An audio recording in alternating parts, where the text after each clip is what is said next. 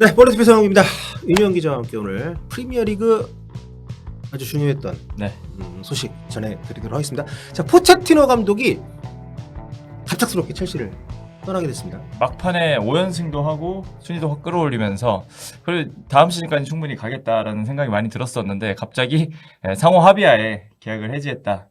이렇게 이별 발표가 나왔습니다. 영국 현지 언론들도 다 충격적이라는 얘기를 할 정도로 갑작스러운 그런 발표였고 네. 사실 시즌 내내 위기가 계속 있었죠. 그렇죠. 있었지만 결국에는 그걸 이겨내고 팀 성적이 좀 올라오고 아주 긍정적으로 마무리를 한 그런 시즌이었다고 봤기 때문에 야, 그 또 새 감독 오면 그것도 거쳐야 되잖아요. 그런 시기를. 그렇죠. 네. 그래서 포체티노 감독 체제가 이제는 안정화에 접어들지 않을까라는 예상을 개인적으로 했었거든요. 그런데 어제 오늘 넘어온 한국 시간으로 밤에 네.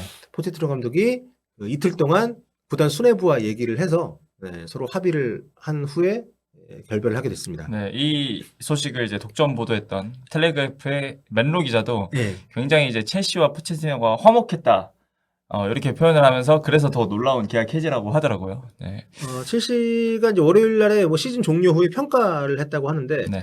거기에서 좀 안 좋은 얘기가 나온 것이 아닌가. 일단 앞으로 계속 보도가 좀 나올 것 같습니다. 현지에서. 됐습니다. 좀 네. 어떤 일이 있었는지 또 우리가 모르는 일이 있었을 수 있습니다만 어쨌든 계약 기간이 2년인데 1년만 하고 지금 서로 결별했기 때문에 네. 아마 보상금이 어마어마하지 않을까. 연봉도 좀 상당했잖아요. 네. 그러니까 이 보상금도 굉장히 많이 챙길 것 같습니다. 네.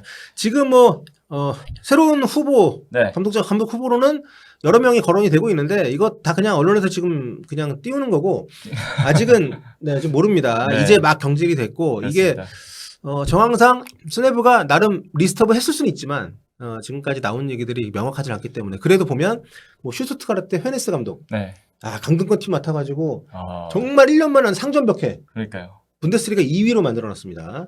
바이에른도 제쳤죠. 그렇죠. 네. 챔피언스리그 진출. 또 바이에른 뮌헨 2군 감독 출신입니다. 또 삼촌이 유명한 헤네스. 그 헤네스. 원조 헤네스. 회장 헤네스. 그분이고. 그리고 지로나의 미첼 감독. 네. 입스위치 타운에서 이번에 아주 돌풍을 일으키면서 승격을 한 네. 맥케나 감독. 네. 레스터 시티에서 또 굉장히 또 좋은 성과를 냈던 마레스카 감독 이렇게 거론이 되고 가짜 있다고 하는데 야, 근데 요 라인업 글쎄요. 포체티노를 내치고 데려오기엔 너무 좀 경력들이 일천한데 이게 다 어떻게 보면 이제 첫 초보 감독들인데 성적을 좀 낸 네. 그런 감독들을 다 리스트업을 했더라고요. 바이에른의 투엘 감독도 다시 또 첼시와 연결이 된다고 네. 보도가 나왔습니다. 근데 사실 투엘 자를 때부터 말이 많았잖아요. 네. 이 투엘급의 감독을 데리고 오기가 쉽지 않은데 그렇죠. 또 투엘이 나름 성적을 뭐 좀 챔피언스리그 우승도 하고 비틀하긴 했지만 그래도 첼시에서 막 자리 잡고 나가는 그런 상황이었기 때문에 좀 의외였는데 또 데리고 온다고? 이거는 제가 볼 때 플라텐버그 이제 기자가 뭐 이렇게 보도를 했던데 첼시랑 뭐 얘기를 하고 있다. 그리고 투엘 감독도 뭐 바이에른이 마지막에 좀 뭐 유임 뭐 이런 얘기도 있었지만 방을 뺐더라고요. 그저께. 네. 이렇게 되게 쿨하게 떠난 게 어떻게 보면 좀 갈만한 데가 있는 게 아니냐 뭐 그런 뭐 추측도 나오고 있어서 뭐 투엘 정도면은 클롭급 감독의 리스트에 말석에 자리 차지할 수 있지 않을까요? 그러면 한국 대표팀 감독 연결되는 건가요? 최근에 여러 루머들이 나오고 있어서 한번 농담 한번 해봤고요. 자, 아무튼 뭐 클롭 감독이 투엘 감독이 갈 가능성이 없진 않다고 봅니다. 뭐 본인 입장에서도 뭔가 숙제를 덜하고 나온 느낌이었잖아요. 그렇죠. 그때 네. 첼시에서 그렇기 때문에 그리고 첼시가 지금 상당히 젊은 팀이에요. 올 시즌 2023-24 시즌 프리미어리그 올 시즌 팀별 평균 연령으로 봤을 때 첼시가 24.2세로 가장 어립니다. 대부분 뭐 이제 유망주에서 막 이제 터진 선수들을 비싼 금액에 많이 데려왔었죠, 첼시가. 네. 상당히 젊은 선수들 위주로 팀을 잘 조직을 했고 그리고 포체티노 감독이 사우스햄튼에 있다가 토트넘 왔을 때도 그렇고 그때 토트넘의 그 향후 몇 년을 이끌었던 선수들 젊었잖아요. 네.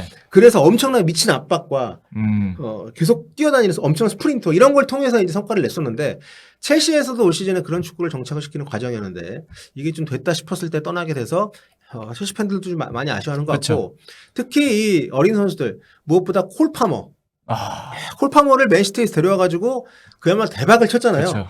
이거는 콜파머에게 시즌 초반부터 계속 신뢰를 주고 계속 기용을 했던 포체티노 감독의 성과거든요. 그렇죠. 많은 첼시 팬들도 네. 그 포체티노 감독 떠난다는 그 뉴스에 댓글로 콜파머를 성장시켜줘서 고맙다. 요 댓글이 상당히 많더라고요. 결국 초반에 막 네. 골 못 넣어서 욕 엄청 먹었던 잭슨도 뭐 EPL 두 자릿수 굉장히 뭐 잭슨은 근데 좀, 좀 약간 좀 애매하긴 한데 네, 어쨌든 뭐 그런 마지막에 어떤- 좀 네. 나은 모습들이 많이 보였어요, 선수들 그렇습니다. 전체적으로. 네. 네. 그렇기에 이렇게 경질이 굉장히 좀 놀라운 소식이라는 거죠. 그렇습니다. 자, 지금 보니까 토트넘도 평균 연령이 네 번째로 어리니까 젊은 네. 팀이네요. 아스날 3위고. 토트넘도 굉장히 어리네요. 네.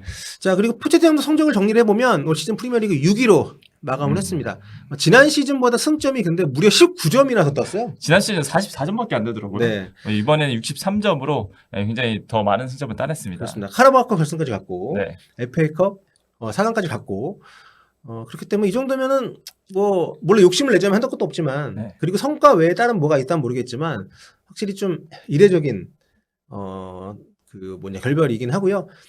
무엇보다 리그에서 77골 넣었는데요. 이게 네. 구단 역사상 세 번째로 많은 시즌 득점이라고 합니다. 네. 이제 이거보다 많이 넣은 시즌이 이제 0910 시즌 103골이고 이제 1617 시즌 85골인데 이 두 시즌에서는 모두 우승을 차지했기 때문에 네.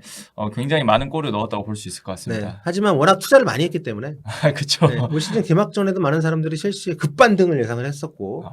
근데 시즌 중반에 너무 부진이 많이 있었고, 지난 여름 이적 시장에서 쓴 돈만 4억 파운드. 와, 7천억. 네. 무엇보다 엄청난 금액이긴 하네요. 카이세도한테 좀 거의 2천억을 썼잖아요. 그렇죠. 네. 그럼에도 불구하고 16라운드 기준으로는 13위까지. 네. 뭐 계속 그랬고. 더보기 리그에 있었죠. 네. 그런 어떤 시기들이 좀 있었기 때문에 좀 아쉬움이 있는 결별이고, 또 포체티노 입장에서는 토트넘 떠난 이후에 파리 생제르맹에서 사실 우승도 하긴 했지만 그렇게 욕 많이 좋은 평가 못 먹었죠. 받았고, 네. 여기서도 결국에는 이렇게 중도 이탈을 하게 돼서 본인 커리어에게는 좀 타격이 좀 있는 네. 그런 마무리가 됐고요. 자, 그렇다면 토트넘은 어떠냐? 토트넘 뭐 시즌 중반 이후에 특히 첼시가 올라오는 시점부터 토트넘이 좀 내려왔죠. 완전히 하락세를 갔기 네. 때문에 완전 엇갈리는 흐름이었는데, 아니 포체티노가 경질이면 포스테코글로도 위험한가? 이런 생각을 할 수도 있지 않겠나. 둘 다 첫 시즌을 치른 감독이죠. 네. 그런데 뭐 까놓고 보면 포체티노 감독하고 다릅니다. 포스테코글로 감독은 모든 지표에서 이전 시즌보다 낫습니다. 네. 네, 그렇기 특히 뭐 때문에 공격적인 지표에서 그렇더라고요. 그렇죠.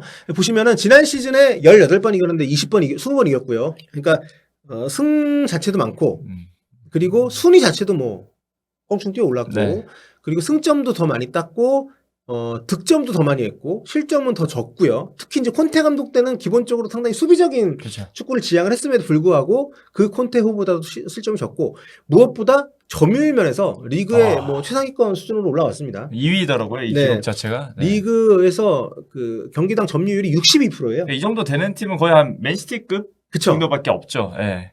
지난 시즌에도 맨시티가 1위였는데 한 65% 정도였거든요. 이제 토트넘이 이제 점유율만 봤을 때는 그 정도까지 올라왔다. 네, 라는 그렇습니다. 지표겠죠. 그렇기 때문에 뭐 지금 세부적인 지표를 보더라도 패스 횟수 자체도 지난 시즌에는 18,000개였는데 22,000개로 시즌 전체를 봤을 때 네. 늘어났고요. 경기당 100개 이상 더한 거네요. 그렇죠. 빅찬스 메이킹도 지난 시즌에 64개, 올 시즌에 90개. 네. 엄청 많이 는 거죠. 그렇죠. 다만 이제 실점은 우리가 뭐 다 봐서 알지만 클린시트가 굉장히 줄어들었고요. 네.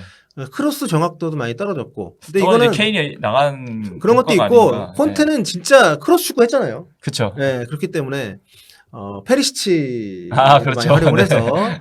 이런 게 있었고, 기대 득점 자체도 지난 시즌보다 올 시즌에 월등히 뛰어올랐습니다. 57골, 네. 네, 올 시즌에 69골입니다. 네. 기대 득점이. 그러니까 모든 지표에서 많이 성장을 했고, 그렇기 때문에 저는 이제 그 포스테코글로 감독은 자를 이유가 전혀 없다. 그러니까 방향성 자체가 여기서 보이는 거죠, 사실. 네. 예, 공격적이고 주도적인 축구를 할 수 있는 팀으로 바뀌었다. 네. 이렇게 볼 수 있을 것 같습니다. 그렇습니다. 시즌 막판에 좀 많이 실점하고 무실점이 없어가지고 그렇지, 수비적으로도 제가 볼 때 이분은 하면 할 수 있는 사람입니다. 올 시즌에 일단 공격적으로 자신이 하려는 선수들이 뒤를 안 돌아보고 옆을 보지 않고 무조건 앞으로 나가는 그렇죠. 그런 네. 습관을 들이는 어떤 과정이었다고 보고, 수비를 또 다음 시즌에 만진다면 또 선수 구성 괜찮잖아요. 아니 근데 뭐 네. 이렇게 지표로 봤을 때도 사실 실점 자체는 큰 변화가 없잖아요. 네, 그렇죠. 그리고 부상으로 주전 선수들이 빠졌던 시기들이 많고, 그리고 올 시즌 같은 경우는 네. EPL 팀들이 전체적으로 다 수비가 많습니다. 왜냐하면 지난 시즌 63실점을 했는데 이게 15위 정도의 기록이었거든요. 네. 근데 올 시즌에는 61실점이 이제 공동 7위 정도의 기록입니다. 예, 그런 점을 봤을 때도 뭐 수비적으로도 어느 정도 발전했다고 볼 수도 있겠죠. 네. 네. 다만 이제 세트피스 실점은 확실히 좀 문제가 좀 있었었고 그렇게 이제 발견된 오답 노트를 가지고 다음 시즌에 준비를 하면 될 것 같고 네. 그리고 토트넘은 정말 뭐 무리뉴도 왔었고 콘테도 왔었고 그 정도 왔다 갔으면 뭔가 그 어떤 감독들의 과거 성과가 이 팀에는 먹히지 않는다라고 봐야 되기 때문에 이 팀에 성공적으로 안착을 하고 또 선수들에게 지금 라커룸 지지도 많이 받고 있는 포스테코글루 감독 취재의 어떤 유효성에 대해서는 의심할 필요가 없지 않나 이런 생각이 들고요. 자, 뭐 말 나온 김에 토트넘의 한 시즌 정리를 좀 해보면 최다 득점은 손흥민 선수가 있고요. 그렇죠. 네. 히샬리송이 11골로 2위, 셉세비가 8골로 3위, 그리고 존슨 로메로가 5골씩 넣으면서 네. 팀 내 리그 득점 4위를 했습니다. 지난 시즌하고 비교를 하면 지난 시즌하고 이게 지난 시즌보다 전체 득점이 늘어나는데 네. 다득점자 숫자는 줄어들었어요. 그렇습니다. 왜냐하면 해리 케인이 혼자 30골 넣었기 때문에. 그 득점을 네. 조금씩 나눠 가졌네요, 보니까. 그렇죠. 네. 손흥민 선수가 좀 더 넣고 네. 그리고 히샬리송이 좀 분전을 해줬고 그렇죠. 이러면서 해리 케인의 30골을 나눠 넣고 그러니까 월클 공격수가 있다 하더라도 그 선수의 부재 자체가 팀에 미치는 영향이 꼭 늘 결정적인 것만은 아니다. 네. 다른 선수를 얼마든지 나눠서 역할을 할 수 있고 어쨌든 그 중심에 손흥민 선수가 있었다. 아니 30골을 넣는 공격수가 나갔는데 네. 득점 지표도 뭐 오히려 득점이 늘고 이렇다는 점은 그래도 잘 대응을 한 거죠. 그렇죠. 어쨌든 뭐 경기 수 똑같고 팀 전력은 더 강해졌다라고 보기에는 애매한 면이 있음에도 불구하고 네.